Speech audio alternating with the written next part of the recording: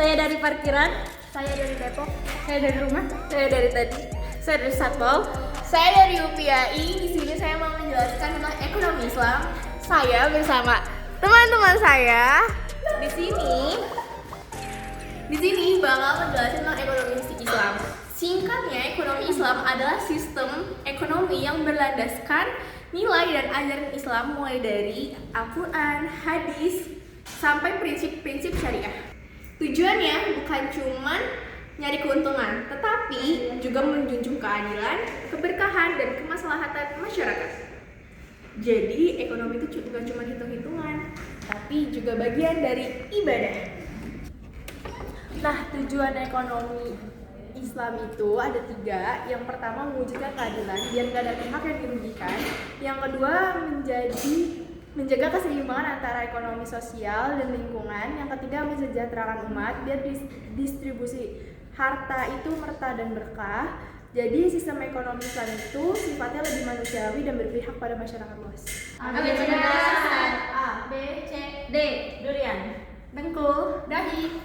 Di sini kalau ngomongin prinsip, ada beberapa prinsip nih yang paling penting. Yang pertama, larangan riba. Kenapa dilarang? Karena riba bikin ketidakadilan. Yang kedua, larangan goror, yaitu transaksi yang samar atau nggak jelas. Yang ketiga, yaitu larangan maisir, itu perjudian.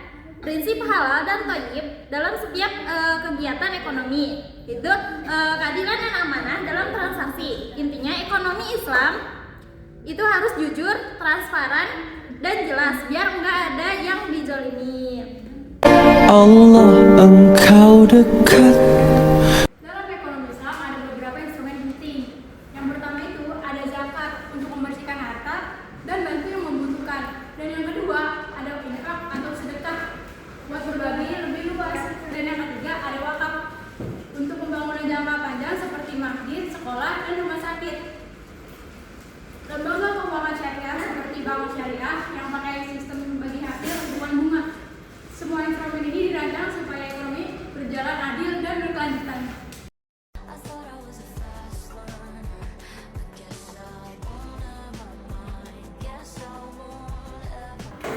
Ekonomi Islam punya sistem transaksi yang dimana ekonomi Islam ada beberapa akad yang sering dipakai. Misalnya murabahah, yaitu jual beli dengan margin keuntungan yang disepakati. Lalu mudharabah, kerjasama antara pemilik modal dan pengelola.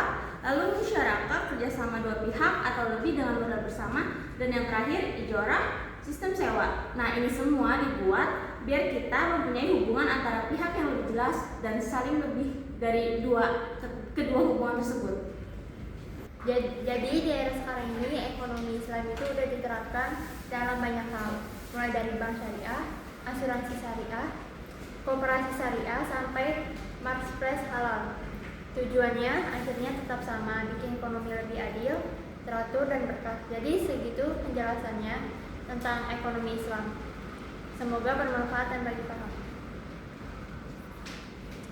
Yang gerak lanjut jelasin.